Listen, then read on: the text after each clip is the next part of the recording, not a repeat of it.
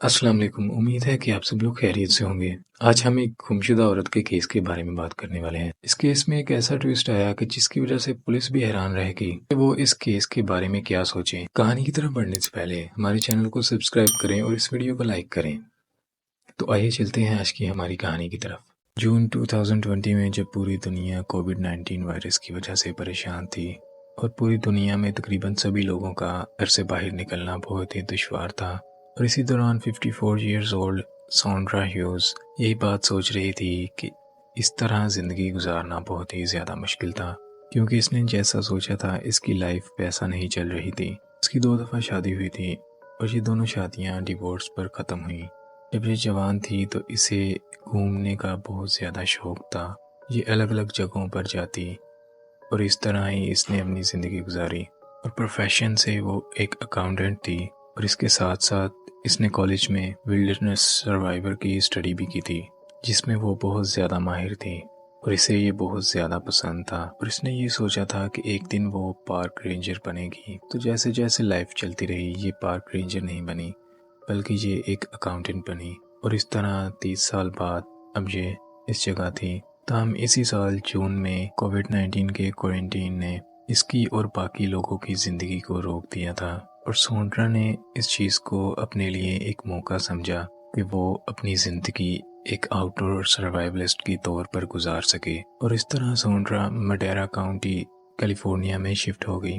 और वहाँ मूव होने के बाद इसने अपनी फैमिली को कांटेक्ट किया और इसने अपनी फैमिली को बताया कि वो सियरा नेशनल फॉरेस्ट में सोलो कैंपिंग ट्रिप पर जा रही है और वो इनसे राब्ते में रहेगी। सोंड्रा के लिए ये ट्रिप बहुत ही ज़्यादा खुशी का बाइस थी। और इस तरह अपनी फैमिली को कांटेक्ट करने के बाद 26 जून को सेंड्रा ने अपना सारा सामान पैक किया और अपनी गाड़ी में रखा और सियरा नेशनल फॉरेस्ट की तरफ ड्राइव करने लगी। और इस फॉरेस्ट के काफ़ी अंदर जाने के बाद सियरा मेन रोड से हटकर एक कच्चे रास्ते पर ड्राइव करने लगी और ये रास्ता इसे जॉनसन मेडोज की तरफ ले गया, जो एक बहुत ही ज़्यादा खूबसूरत जगह थी, जो घने दरख्तों से ढकी हुई थी। और खूबसूरत होने के साथ साथ ये एक ख़तरनाक जगह थी और जहाँ पर कुछ ख़तरनाक जंगली जानवर भी थे।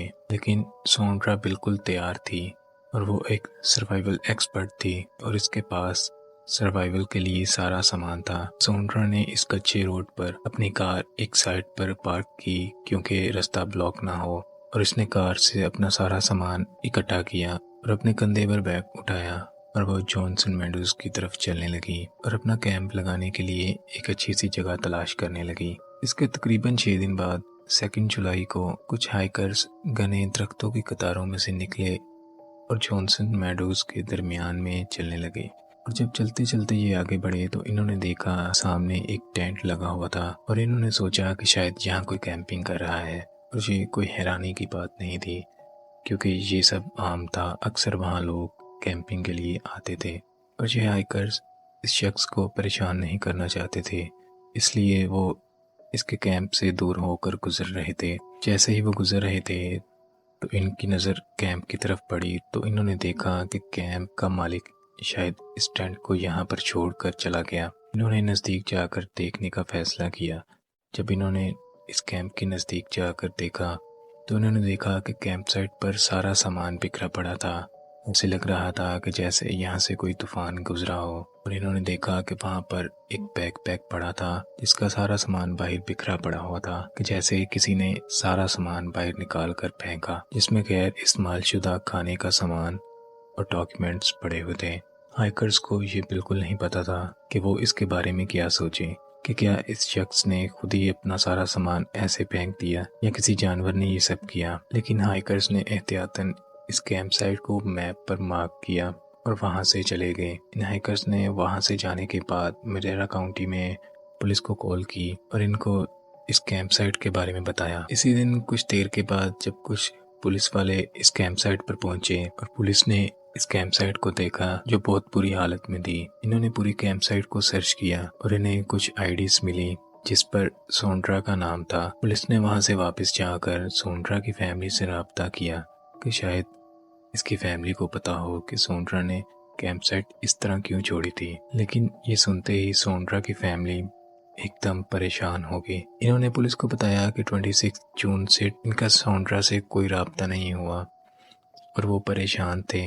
इन्होंने बताया कि सोनरा बहुत ज़्यादा इन्वायरमेंटली कॉन्शियस थी और वो सफाई का बहुत ज़्यादा ख्याल रखती थी और वो अपना सामान इस तरह बिल्कुल नहीं छोड़ सकती थी, उसके साथ कुछ बुरा हुआ होगा। और इस तरह फैमिली बहुत ज़्यादा परेशान थी और ये सुनकर पुलिस वाले भी परेशान हुए और फ़ौरन से एक मिसिंग पर्सन रिपोर्ट फाइल की गई और अगले 2 दिन तक एक बहुत बड़े पैमाने पर तलाश की जाने लगी। और अगले 2 दिन तक जॉनसन मेडोज और आसपास के इलाके में एक बहुत बड़े पैमाने पर सर्च की जाने लगी। सैकड़ों लोग और कई स्निफर डॉग्स सैंड्रा की तलाश में इस जगह को पैदल छानते रहे और वहां से गुजरने वाले लोगों का इंटरव्यू करते रहे कि क्या किसी ने सोनरा को देखा। इस ट्रिप पर जाने से पहले सोनरा ने अपने बाल ब्लू कलर में डाई किए थे, लेकिन बहुत से लोगों का इंटरव्यू करने के बाद किसी भी शख्स ने सोनरा को नहीं देखा था। इन पहले 2 दिन में बहुत बड़े पैमाने पर सर्च करने के बावजूद पुलिस को सोनरा के बारे में कोई खबर नहीं मिली जिससे ये पता चल सके कि सोनरा कहाँ गई थी। लेकिन 4 जुलाई को इसके गुमशुदा होने के तकरीबन 2 दिन बाद किसी ने सोनरा को देखा। कुछ हाइकर्स ने जॉनसन मेडो से गुजरते हुए एक औरत को खड़े हुए देखा जो घास के मैदान के किनारे पर खड़ी थी और ये अकेली थी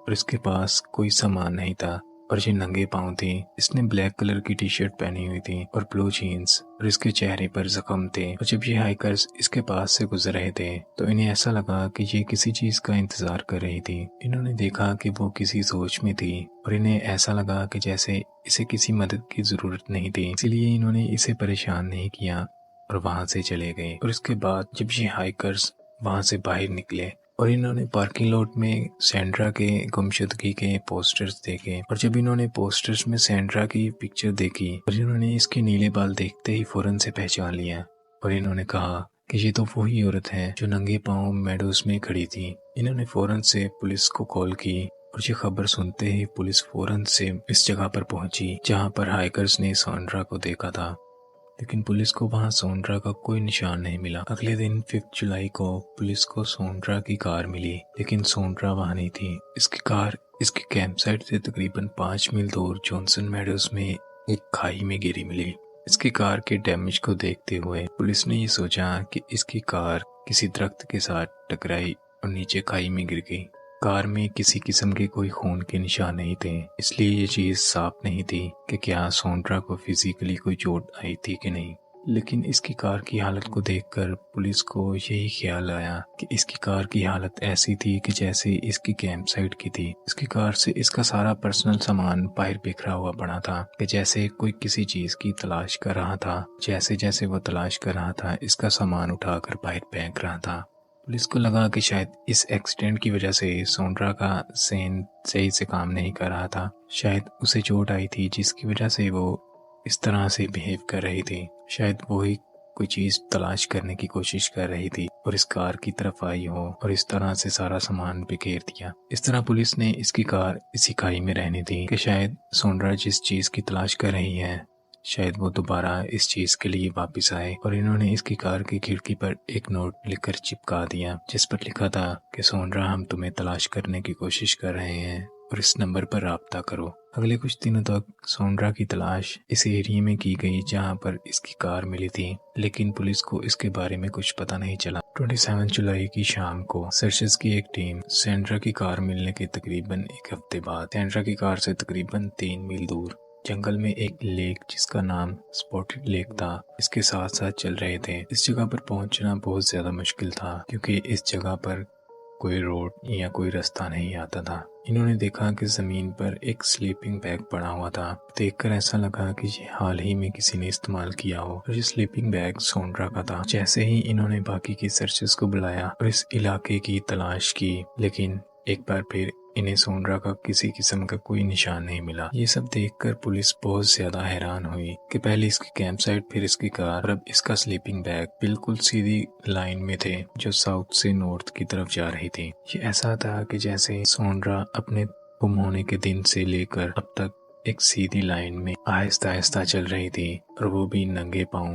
और बिना किसी सामान के इस एरिया में कि जो बहुत ज्यादा खतरनाक और मुश्किल जगह थी। इस तरह पुलिस को पता था कि वो इसको अगर जल्द तलाश ना कर पाए तो चाहे वो जानबूझकर ये सब कर रही थी, लेकिन वो इस हालत में ज्यादा देर जिंदा नहीं रह पाएगी। और इस तरह सोनरा की तलाश इसके स्लीपिंग बैग मिलने के एक हफ्ते तक चलती रही, लेकिन इसका कोई निशान नहीं मिल सका। आखिर पुलिस को इसकी सर्च खत्म करनी पड़ी। इसके बाद तकरीबन 3 हफ्तों के बाद 9 अगस्त को सोंड्रा की कार से तकरीबन कुछ मील दूर 2 हाइकर्स इस वीरान जंगल में रोड पर कार ड्राइव कर रहे थे, और जैसे ये रोड पर कार ड्राइव कर रहे थे, इन्होंने देखा कि एक कोने में इस रोड के साइड पर दरख्तों के पास से एक औरत एक दरख्त के सहारे खड़ी थी। जैसे ही इन्होंने इस औरत को देखा, उन्होंने सोचा कि इस औरत के पास किसी किस्म का कोई बैकपैक या कोई सामान नहीं था। ये बहुत ज्यादा वीरान सड़क थी और जहाँ पर कोई इंसान नहीं आता था, और इसीलिए सोच रहे थे कि ये एक अकेली औरत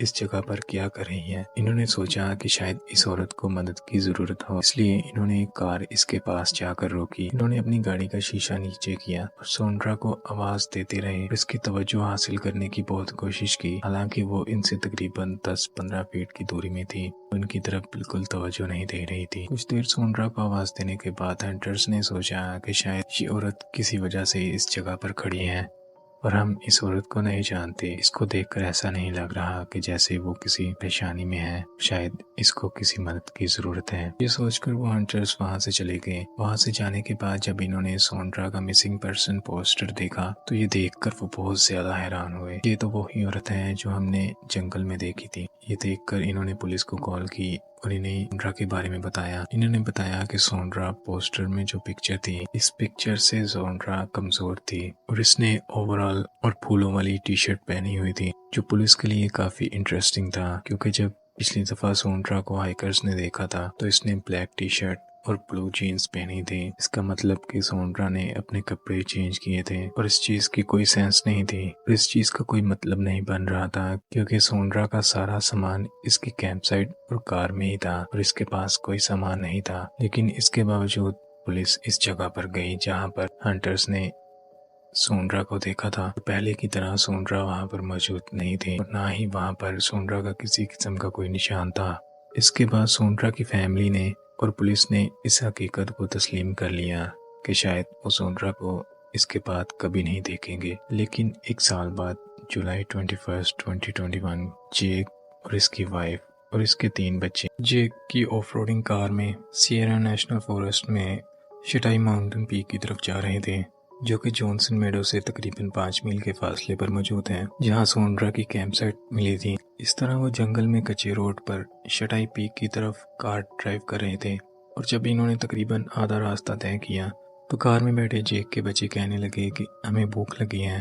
तो जेक की वाइफ ने कहा कि चलो ठीक है, हम गाड़ी रोक कर पहले लंच करेंगे और फिर बाकी का रास्ता तय करेंगे। इस तरह इन्हें रोड के पास ही एक खूबसूरत सी जगह मिली, जिसे देखकर इन्होंने कहा कि चलो ठीक है, ये पिकनिक के लिए अच्छा स्पॉट है। इस तरह इन्होंने सड़क के किनारे पर गाड़ी रोकी और जेक ने अपनी गाड़ी बंद की और गाड़ी पार्क की। गाड़ी से निकलने से पहले जेक और इसकी बीवी अपना सामान इकट्ठा कर रहे थे और अचानक इन्होंने सुना कि इनका 3 साल का बेटा किसी से बात कर रहा था। जब इन्होंने देखा कि इनका 3 साल का बेटा जो पिछली सीट पर खिड़की के पास बैठा था, वो खिड़की से बाहर किसी से बात कर रहा था और इन्होंने देखा कि वो ना तो खुद से बात कर रहा था और ना ही अपने बहन भाइयों से।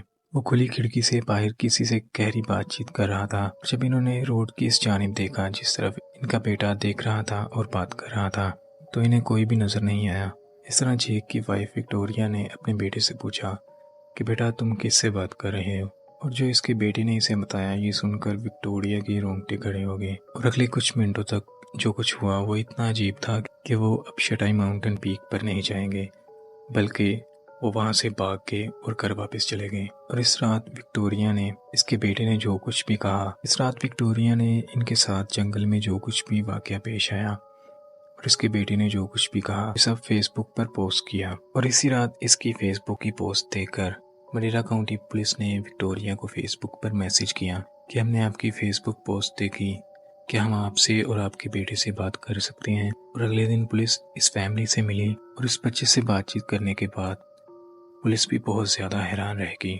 उस दिन जब जेक और विक्टोरिया ने अपने बेटे से पूछा कि तुम किससे बात कर रहे हो, तो इसने अपनी माँ को बताया कि मॉम सामने एक औरत है, इसको मदद की जरूरत है। और जब जेक और इसकी वाइफ विक्टोरिया ने इस तरफ देखा तो इन्हें कोई नजर नहीं आया और इन्होंने कहा कि बेटा वहाँ कोई नहीं। और इसने कहा कि मॉम आपको मेरा यकीन करना होगा, वहाँ एक औरत है और इसको मदद की जरूरत है। और ये मर चुकी है। ये सुनकर जेक इस तरफ गया और इधर उधर देखा, लेकिन इसे कोई नजर नहीं आया। लेकिन इनका बेटा इसी तरफ इशारा करता रहा कि वो सामने है, मेरा यकीन करो, वो सामने है, उसे मदद की ज़रूरत है। ये सुनकर वो बहुत ज़्यादा डर गए कि इनका बेटा किसी मरी हुई औरत से बात कर रहा है। ये सुनकर जेक वापस कार में आया और कार में सब बैठे और वहाँ से चले गए। और जब रात को वापस आकर विक्टोरिया ने ये फेसबुक पोस्ट डाली, इस औरत की डिटेल बताई जो इसके बेटे ने इसे बताई थी कि इस औरत ने ब्लैक टी शर्ट और ब्लू जीन्स पहनी थी और इसके नीले बाल थे। इसलिए ये पोस्ट देखकर पुलिस ने सोचा कि ये हुलिया बिल्कुल सोंड्रा से मिलता है। और इस तरह पुलिस जब जेक की फैमिली से मिले तो इन्होंने जेक के बेटे को बहुत सारी तस्वीर दिखाई और इससे पूछा कि क्या वो औरत जो तुमने देखी थी इनमें से कोई है। तो इस बच्चे ने उन तस्वीर में से 3 तस्वीरें निकाली और कहा कि ये वो औरत थी और ये तीनों तस्वीरें सोंड्रा की ही थी। पुलिस जेक और इसके बेटे को लेकर वहां उस जगह पर गए जहां पर इसके बेटे ने इस औरत को देखा था, लेकिन पहले की तरह पुलिस को वहां कोई निशान नहीं मिला। पुलिस सोंड्रा की तलाश आज तक कर रही है और इन्हें इस केस के बारे में कुछ भी नहीं पता कि जो इनके साथ वाकयात पेश आए उसके बारे में ये सब क्या सोचें, और ये केस एक मिस्ट्री बनकर रह गया। उम्मीद है कि आपको आज की कहानी पसंद आई होगी। अगर आपको ऐसी ही सच्ची कहानियां सुनना पसंद है तो हमारे चैनल को सब्सक्राइब करें और इस वीडियो को लाइक करें। शुक्रिया। अल्लाह हाफिज।